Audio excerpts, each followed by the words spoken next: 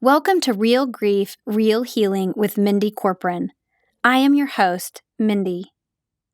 A friend of mine told me in early 2018 that she saw a vision of me with a microphone in front of me. I laughed at the time and said, "I don't see any microphones in my future."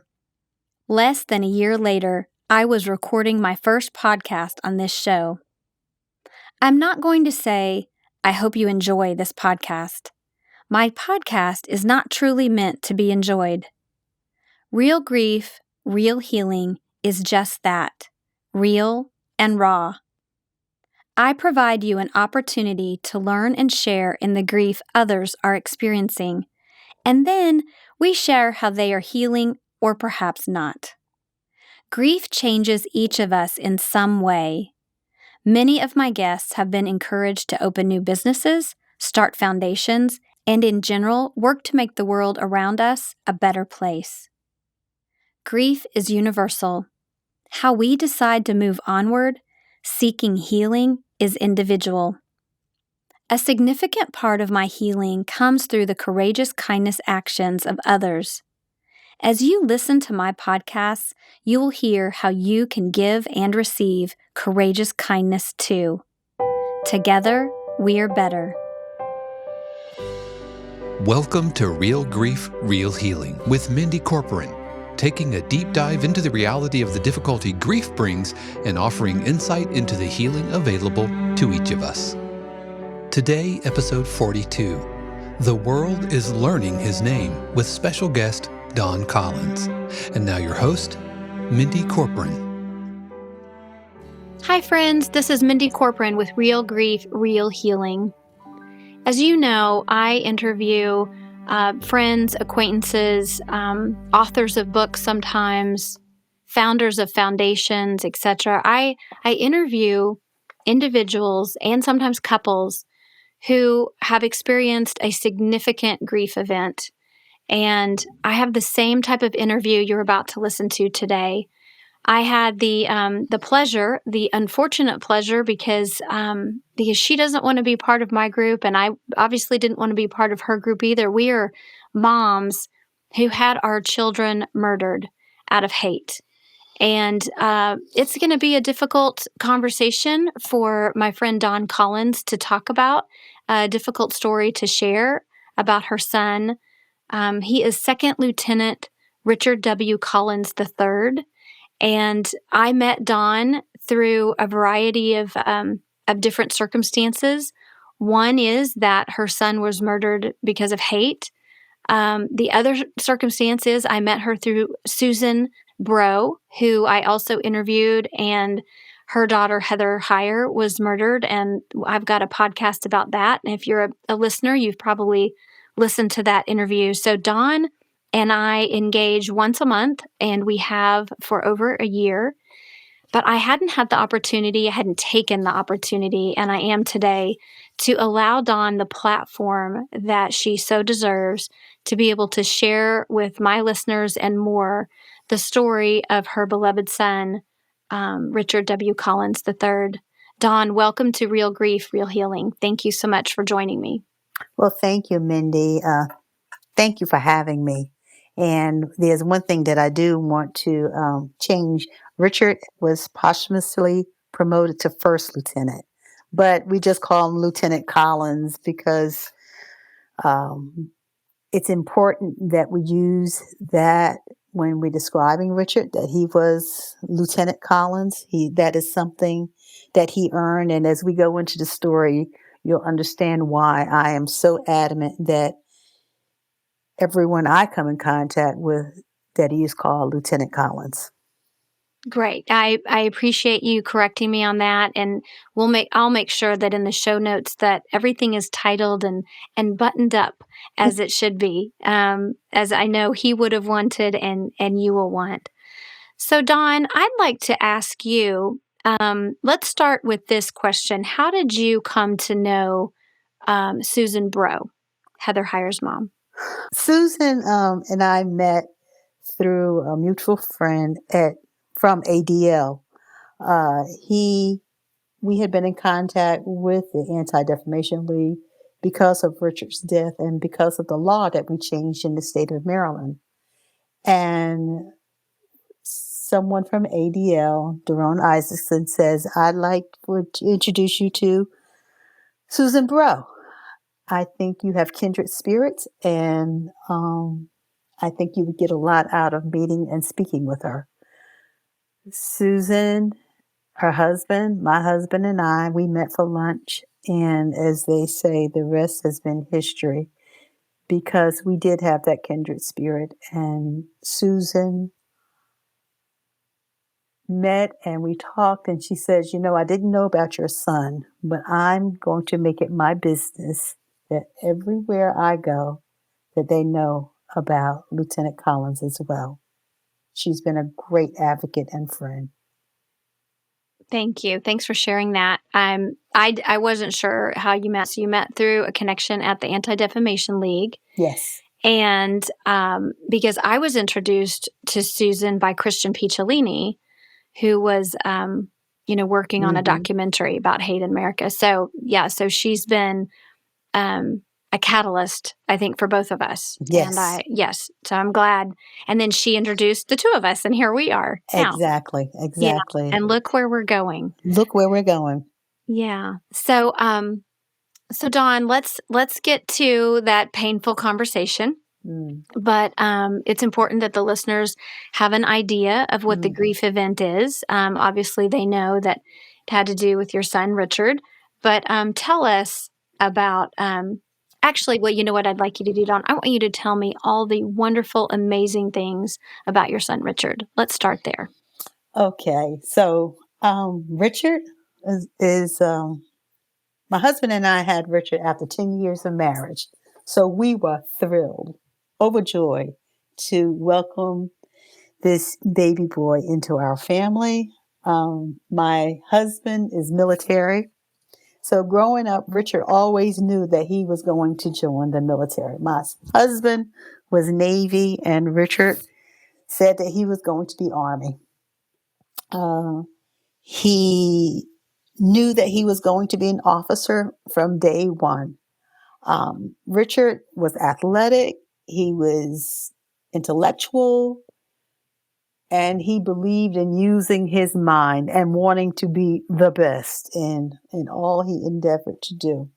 So needless to say, when the commissioning service took place, and for all those that don't know, that's when he was going to fully be sworn into the United States Army. That was the happiest day of his life. Richard, when I say he had to have the best, when it came time to fit him for his uniform, he and his dad went out shopping for it. I did not go. And he had convinced his father that because he was wearing this uniform as a military officer, it had to be fitted for him.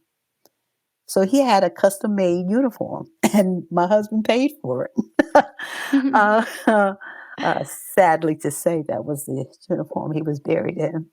But so you understand when I say he believed in having the best and portraying that in his military service. Richard also was a paratrooper. For those that don't understand that, that was those individuals that had to do jumps out of the airplane.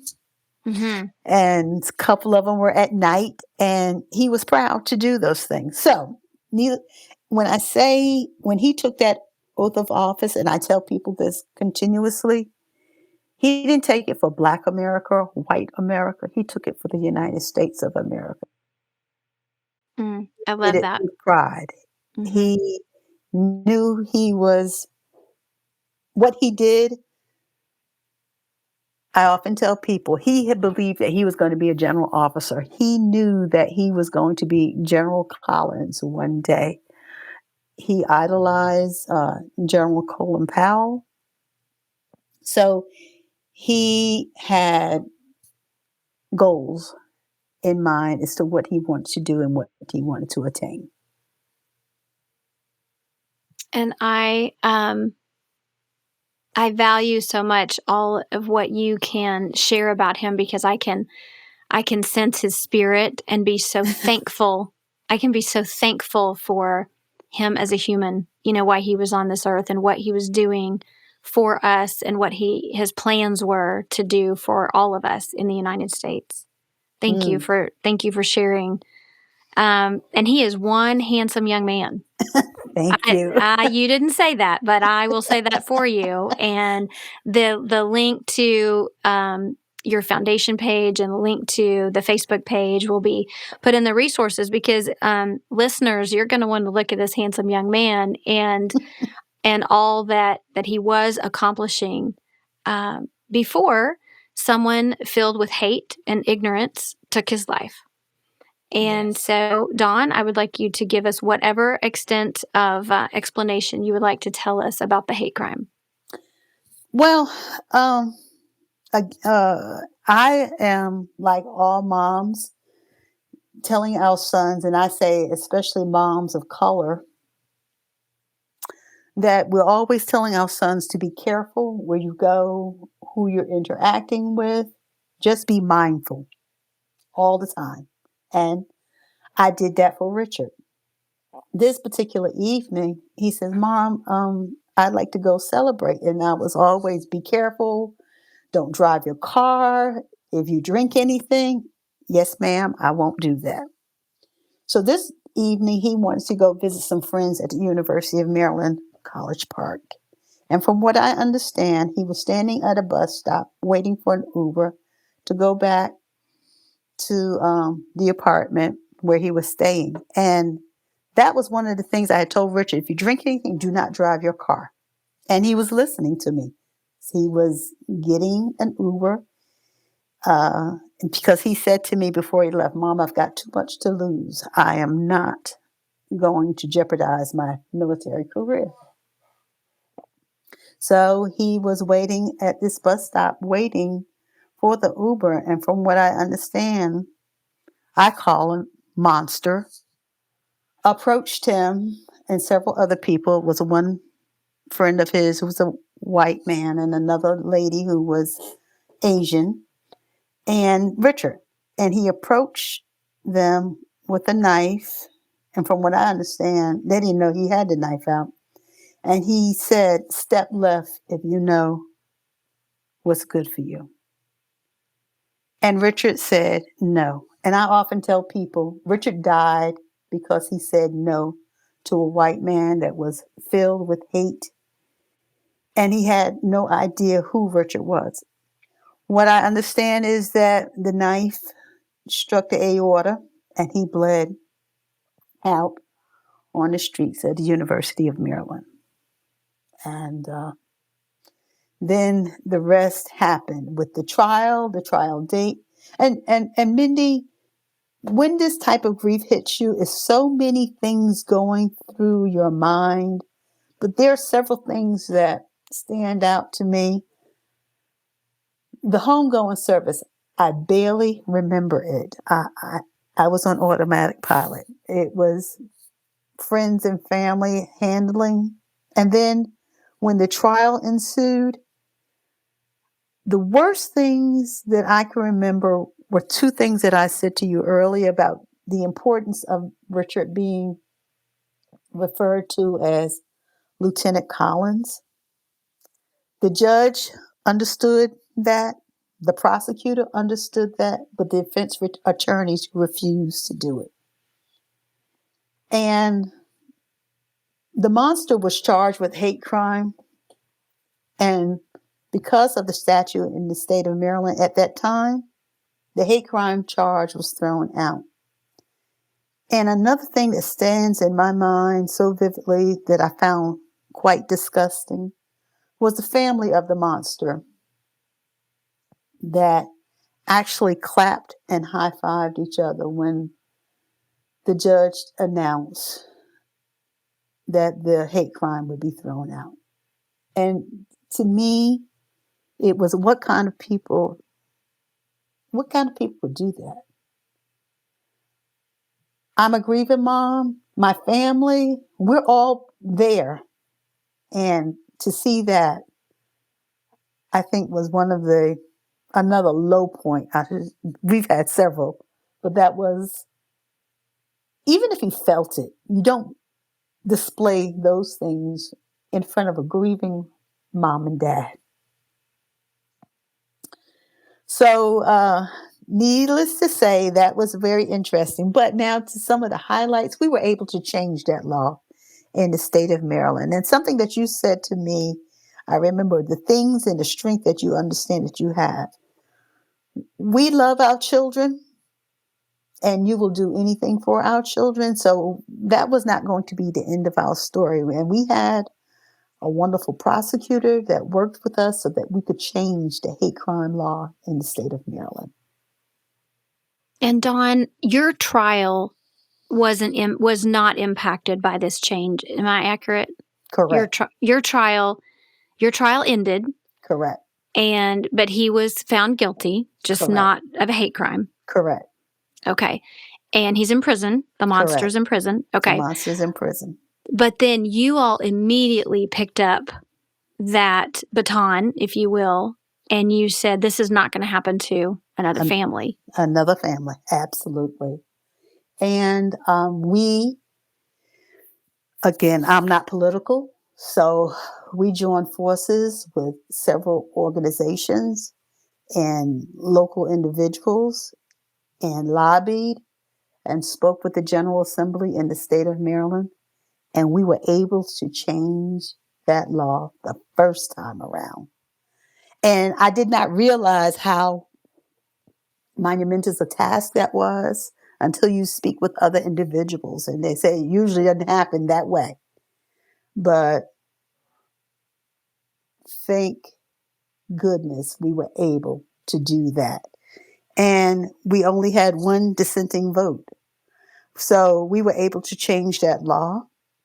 And something else monumentous that happened in the state of Maryland, at Richard's homegoing service, and I do remember one state senator and all of them that came by, this particular state senator, Mike Miller, and he's since transitioned, came by, and as I said to him, Senator Miller, please don't let my son's death be in vain.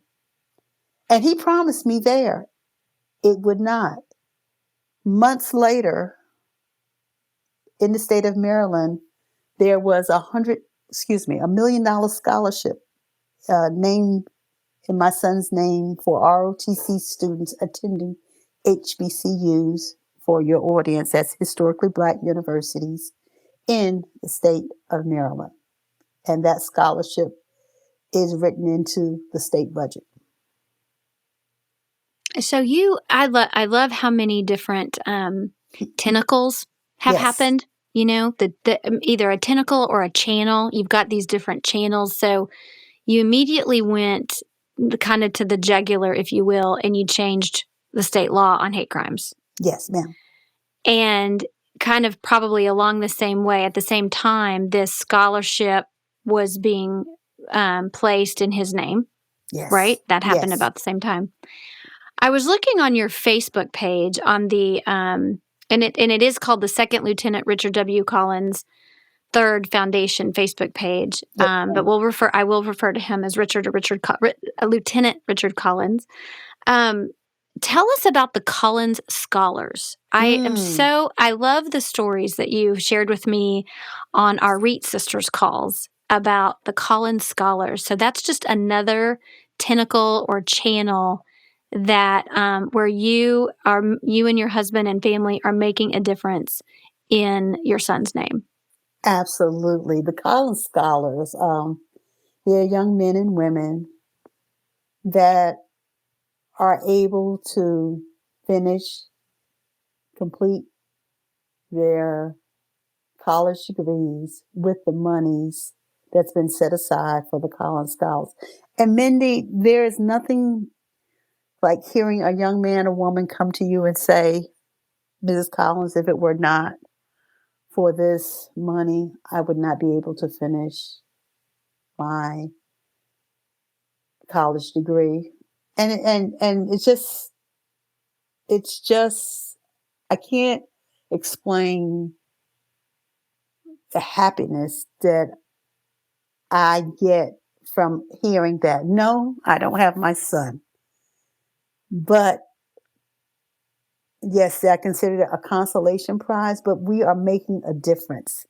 And you know, Mindy, we have choices. I could lie in my bed and cry, or I can say, what is it that I can do to make a difference and make a change? And hope that no other parent has to be a member of this club that no one wants to be a part of. Right. Right. I remember the story about the Collins Scholarship winner, the young woman who said that to you, that Mrs. Collins, I would not have been able to do this without, I wouldn't have been able to finish college without the scholarship. Yes, And you said she didn't have to say that out loud. She didn't she have did to not. come and tell you that. And you felt such joy Yes. and being able to give back and make a difference in her life, because now what will be wonderful to see is what does she do with What her did she do? choices. Yeah. And I asked these young men and women to make sure they stay in contact with us, because I want to follow them as they make their path in this world. Something that my son used to call me, and I don't know if I shared this with you or not. He used to call me Momma Bear. It's just like, don't get Momma Bear started.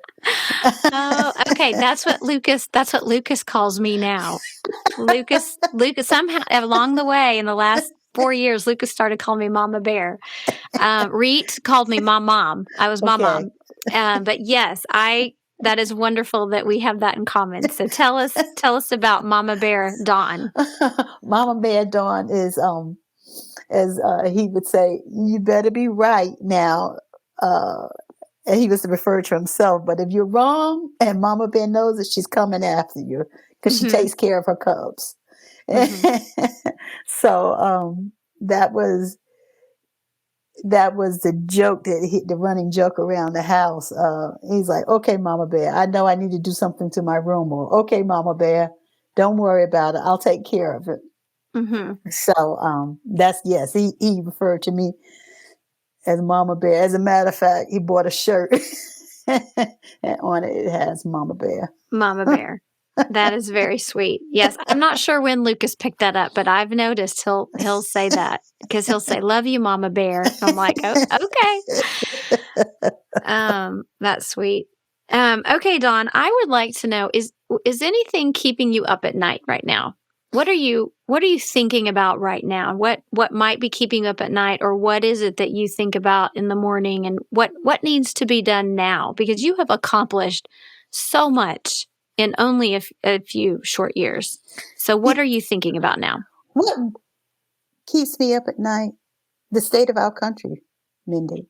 Mm, It really does. And because I say, as I said to you, this monster did not know that Richard was in the military, that he was an officer, but that this happened on a university campus. And this is the way I look at it. And I say this often.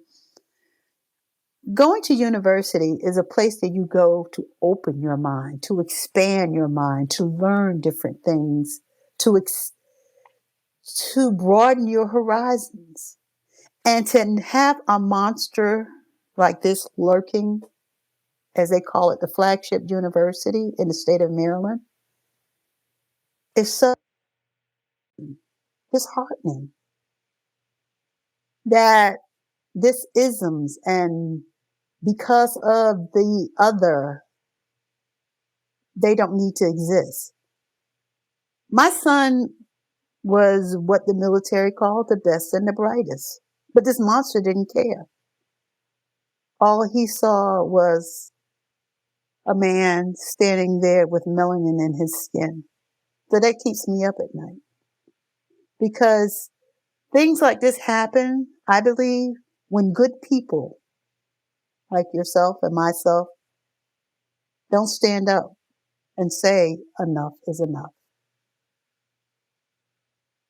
right. The hate is unacceptable. Absolutely. The hate and the aggression is is clearly unacceptable. And I really value, the path that you all have taken and taken so quickly. I also now want you to share the story or stories about the two universities coming together. You went right to that. I mean, that was like, okay, so first it was the law change, big scholarship, which is fantastic, which will go on and on for years to come. And then I think Momma Bear showed up. I think Momma Bear Dawn showed up. And talk about how you brought two universities together. So in the state of Maryland, again, enough is enough. I approached the university president at University of Maryland and Bowie State, which is where my son graduated from, and spoke to both presidents of these schools and said, we've got to do something. Let's partner together. And what we have is a partnership between the University of Maryland and Bowie State. And we call that the Social Justice Alliance. What that is comprised of presidents the president from the University of Maryland, the president from Bowie State, professors from Maryland and Bowie, and students. And we have symposiums and seminars with both universities. And why is that so important? These two schools are less than 10 miles apart. And Mindy, I don't know if I shared this. When the second year after Richard was murdered, we had students from Maryland come over to Bowie State in honor of my son. And I remember a student coming to me saying, Mrs. Collins, wow, this university is beautiful, Bowie State. And Mindy, why that is so important is because she never would have come to that university if it had not been for this event. And she was a young Caucasian lady coming to a predominantly or HBCU. And she was commenting on how nice everything was. And then this speaks to not knowing about the other. Mm-hmm. And I said to her, thank you again for sharing that with me. But this is an institution of higher learning. They do the same thing here. They teach and they broaden the horizons of students. So we meet and we're going to be coming up with some wonderful seminars and webinars. And I invite your listening audience to please follow us as we prepare for all the wonderful things ahead. Mm-hmm. I will share in the resources. I'll have a show notes page, and I will share really anything that you want me to share. I'll share the Facebook page, but I'll share. I've gotten those, and I listened to one of the symposiums. I love, I know I don't like COVID. Excuse me, I don't like COVID. No one likes COVID, but it has created the opportunity for people all over the world to participate in anything all over the world. Yes. And so I listened into one of the symposiums, and let me ask you this: do you or will they be physically held on one campus and then another?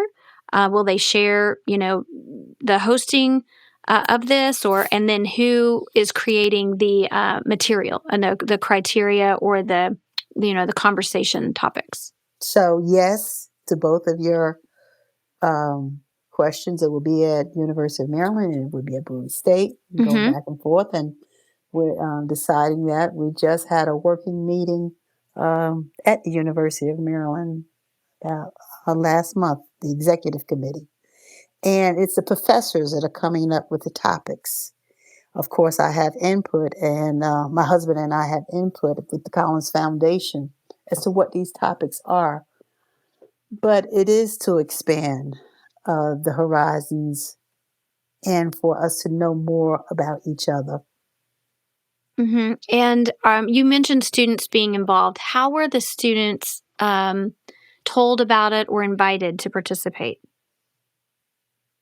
Several ways. We have the student organizations, student leadership, and also because we have the buy-in of both university presidents, they're putting it via the university newspapers and their outlets as well.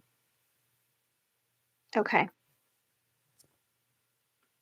And you have on the Facebook page in particular, and you've said these words to me, words that ring so true with you and your family, words that Richard had said to you. Mom, the world will know my name. Yes. And Yes. he said those as a living human young man. He wanted to make his mark. He expected to, and he was going to make his mark. Absolutely. And so how does it resonate with you? Here's how I want to ask this question. How is it helping you heal that you are following up on that sentence on behalf of him? To know that he actually knew in the very essence that he was going to make a difference and make a mark in this world. Did I think it was going to be this way? Absolutely not. But it helps me in my healing process and know that there's something bigger than me and know that it is important. And yes, that the world will know his name. And Mindy, there's something else that I want to share with your audience and you. Mm-hmm. I told you my family is steeped in military history. And my father-in-law was visited by this same, and I'm going to call it demon, that took Richard out. My father-in-law had just returned from the Korean War, was in a small town in North Carolina, and he was walking late at night, and another monster approached him. And this is in 1954. And we're told, of course, you don't know, and the court record says he thought he was looking in someone's window and shot him. And that was in 1954. This monster never served any time in jail. So when I'm saying fast forward, my son takes that same oath that his father took and that my son took to serve his country. And that I am and my family, we are patriots, and no one will tell us that we are not. Mm-hmm. I am so sorry. I know you know that, but I wanted to say it out loud. I am so sorry for the heinous crime and the horrendous pain. And I'm also very thankful that you've been channeling your pain in such really, truly amazing fashions for the benefit of others. I mean, the activities that you have already accomplished in this short time are going to reach millions. And when the ripple of goodness and the ripple of kindness start affecting people over another year or two down the road. I'd like to end with you giving me and our listeners, 1 to 3 ideas of what have you learned that has helped you the most? Was it something someone told you? Was it something someone gave you? But whatever it was, what have you learned that has helped you the most over these last several years? Determination is more important than dollars. That you continue to knock on those doors. That's 1. 2, there are very good people out out there, and they come in all hues, black and white. I love Susan Bro for her counsel, for being there. And you never know who is going to be there to reach out to you during this time. And again, I say there are more good than bad. And that knowing the essence of who you are will keep you going. And when I say I don't want another mother feeling this pain, I don't. Because Mindy and if we don't change, we're all going down. It's not going to be the other. It affects the entire United States. It does. It does, Dawn. White supremacy, neo-Nazism, hate. Yes. It harms every single one of us. Absolutely. I completely agree with that.